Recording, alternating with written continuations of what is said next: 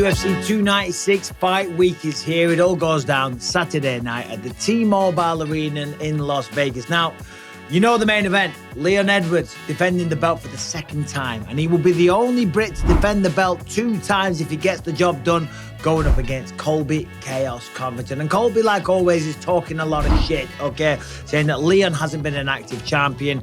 Leon saying Colby's the one that hasn't been active. And the reality is that neither man exactly had the busiest schedule, but they're both incredible fighters, and the fight is going to be brilliant. But just now, breaking news, the backup fighter has been revealed. Yes, as we know, that is a trend now that the UFC do, just to be on the safe side, because sometimes fighters don't make it to the octagon. They don't make it past the scale. Nothing pisses me off more than guys not making weight. Sometimes they get sick, they miss weight, they get a stomach bug, they faint in the sauna. Who knows what it may be? Sometimes it's their fault. Sometimes it's unavoidable. Sometimes they just get sick. Well, guess what? The backup fighter has been revealed, and remember the name. It is the one and only Belal Muhammad. Yes, Belal Muhammad, this man has been shouting, screaming, singing, posting, making a lot of noise, demanding a title fight, okay? And Belal Muhammad just came out and he said, they just hit me up this Friday. They asked me if I'll be willing to weigh in for next week. I think obviously they know Colby and Leon are the 2 most inactive welterweights in the division.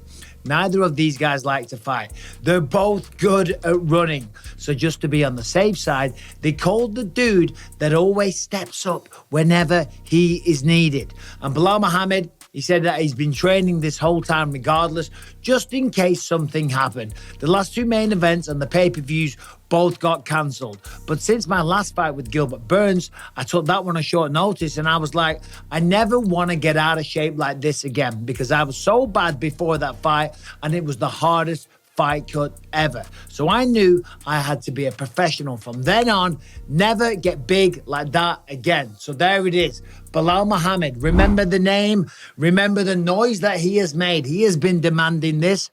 And the reality is, let's look at the situation. Colby Covington, he found himself as the #1 contender. He found himself fighting for the belt against Leon Scott. Leon Scott is very good when he's fighting guys that are orthodox. Edwards, I don't know why he calls him Leon Scott. It is pretty funny. I don't know why, it's just funny the way he says it. He got in this position by being the backup fighter when Kamaru Usman fought Leon Edwards in London last July for the 3rd time. He was the backup fighter, and they guaranteed him a title fight. It's the fight that makes sense. And Colby came here, cut weight, you know, and did everything to be here for this fight. He deserves the fight.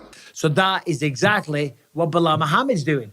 Now, as I say, he just said that they're the 2 most inactive welterweights.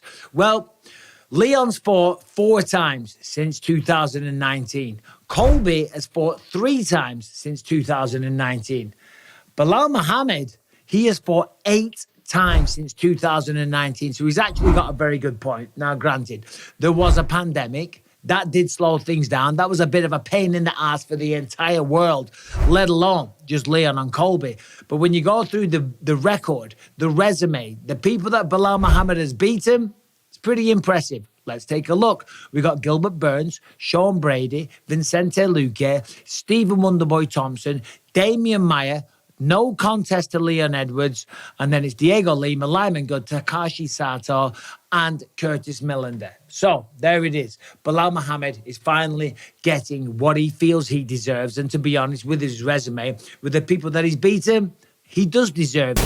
Recently, I partnered with a company called Legacy Precious Metals. Now, I know a lot of people are going through tough times right now, but if you are fortunate enough to where you have a few dollars left over every month to think about investing, then maybe investing in gold and silver through Legacy Precious Metals might be for you. Now, the stock market, if you follow that stuff, it's all over the place. In fact, it's plummeting right now. But precious metals, they've always held their value or even increased. So, of course, that's something that we're all interested in. Does it have to be a lot of money? It can just be a little bit, because it all adds up over time. Now, if you click the link, there is a guide there. It'll tell you all about investing in gold and silver, or you can give them a call and they will answer all of your questions at 866-933-0317.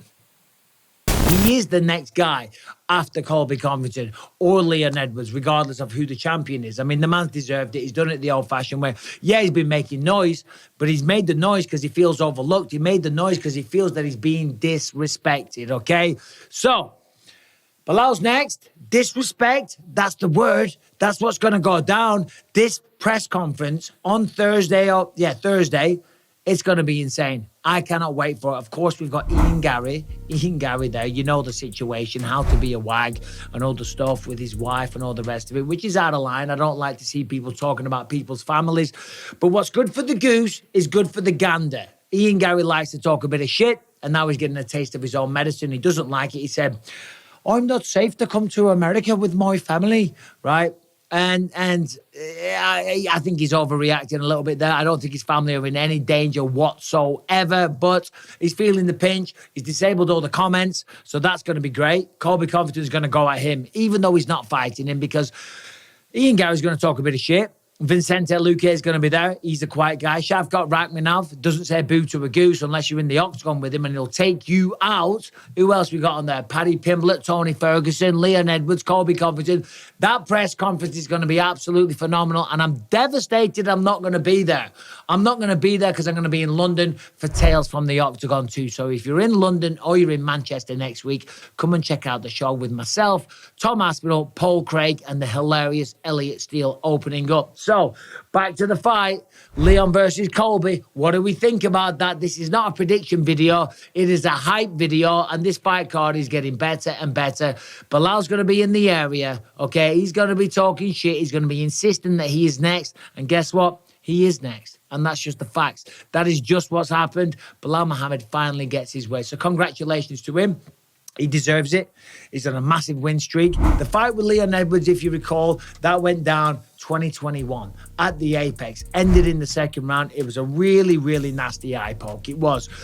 But round one was all Leon Edwards. Leon Edwards looked phenomenal in that fight. He did. He looked really, really good. And he was beating Balal to the punch. He was beating him to the kick. He was winning the fight very, very comfortably. But granted, that was a 5-round fight. And who knows what would have happened. Maybe Balal would have got the takedown, okay? And when you look at Leon Edwards going up against Colby Covington, he's had the perfect fights to prepare for Colby Covington. Colby Covington's going to try and take him down.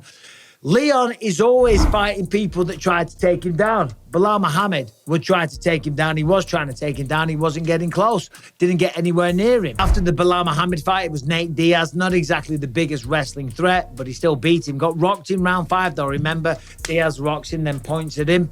After that, Kamaru Usman's a great wrestler. Did take him down, did control him, but then he got slammed, headshot, dead in round 5. And then the rematch that went down in July, once again, Kamaru trying to take him down repeatedly over 5 rounds, couldn't get the job done, and Leon cruised to a victory. Even before that, Rafael Dos Anjos and Kamaru Usman twice on the bounce. That's tremendous. Tremendous. It's the perfect preparation to fight somebody like Colby Chaos Covington, who's going to push the pace, get in his face, and try and take him down from the opening bell. But there it is. That's it. Belal Muhammad gets his due, finally gets what he feels he deserves. Now, top to bottom, I've talked about this.